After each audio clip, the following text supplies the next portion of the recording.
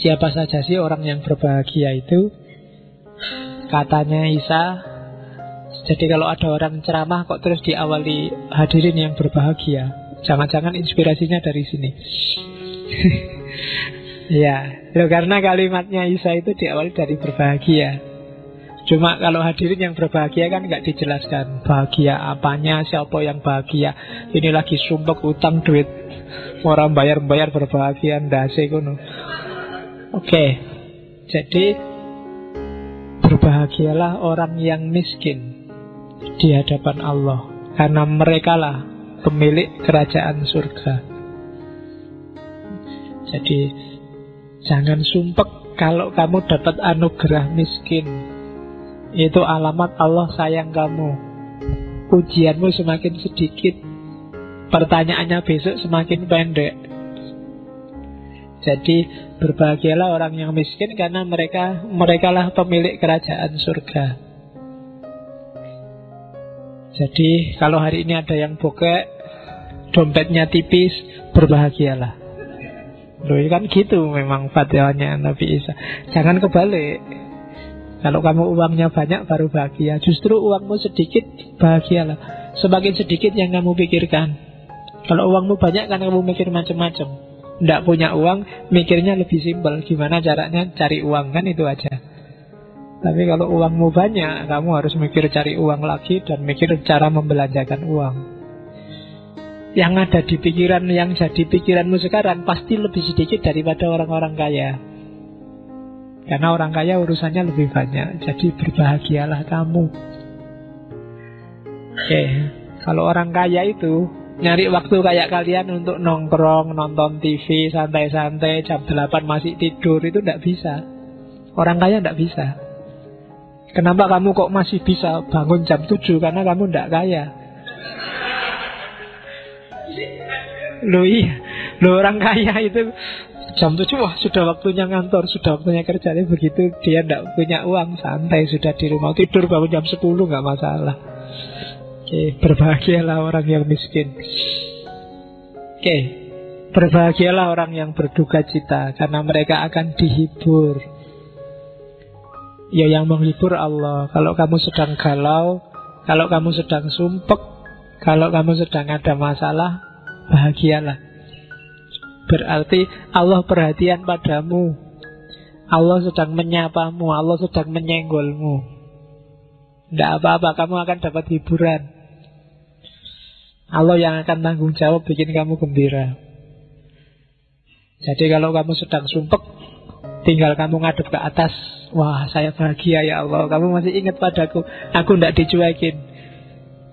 Aku dikasih ujian kayak gini, berarti kan perhatian padaku. Tak pikir aku dicuekin, mau ngapain aja boleh. Ternyata diingatkan juga tuh. Itu bagi yang sedang berduka cita, tenang aja, nanti Allah yang akan menghibur kamu.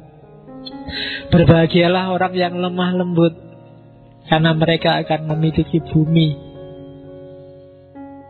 Ini gak perlu tak jelaskan.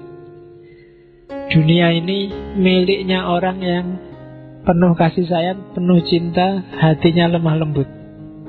Semakin kamu kemerungsung, semakin kamu terobsesi, berambisi, semakin kamu kasar, keras, semakin kamu galau dan tidak tenang hidupmu. Orang-orang yang tenang dan menguasai dunia adalah orang-orang yang lemah lembut. Berbahagialah orang yang lapar dan haus akan kebenaran, karena mereka akan dipuaskan. Orang lapar, orang haus itu kan biasanya nyari. Karena kamu lapar dan haus kebenaran, maka kamu akan nyari kebenaran. Dan tidak ada orang yang nyari kebenaran dan gagal. Cari cerita-cerita para filosof, cerita para nabi, Allah akan menyambutmu sampai kamu puas.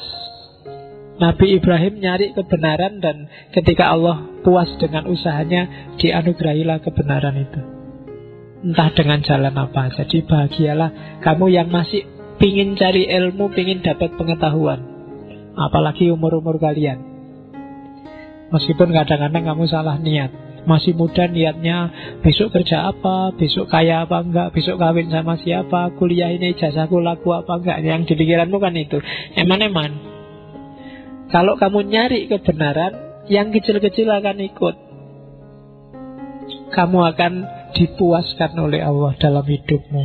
Yarfa'illahul ladzina amanu minkum waladzina utul ilma darajat.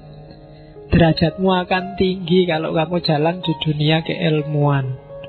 Derajat tinggi tidak harus kaya. Biar nanti kamu rasakan sendiri. Berbahagialah orang yang murah hatinya, karena mereka juga akan dapat kemurahan dari Allah. Jangan pelit. Pelit itu tidak cuma urusan uang, urusan ilmu, bahkan urusan senyum, murahlah. Ya kan? Terus berbahagialah orang yang suci hatinya, karena mereka akan melihat Allah. Hanya yang hatinya jernih yang bisa merasakan dan tahu kehadiran Allah. Berbahagialah orang yang membawa damai, karena mereka akan disebut anak-anak Allah. Bawa kedamaian, kamu akan disebut pasukannya Allah. Kalau dalam bahasa kita mungkin Hizbullah, anak-anak Allah, pasukannya Allah. Dan orang yang disebut ini adalah orang-orang yang membawa kedamaian, bukan orang-orang yang bawa rusuh, bawa sumpek, bawa kacau. Mereka pasti bukan tentaranya Allah. Allah malah malu kalau nyebut itu pasukannya. Ya kan?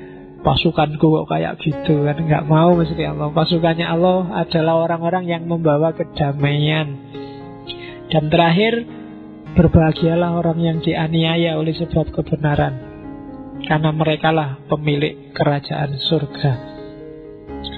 Maka kalau kamu merasa sudah tahu benar, hidup dalam kebenaran, tidak harus takut apapun, tidak harus gentar dengan resiko apapun. Apapun yang terjadi, surga milikmu besok.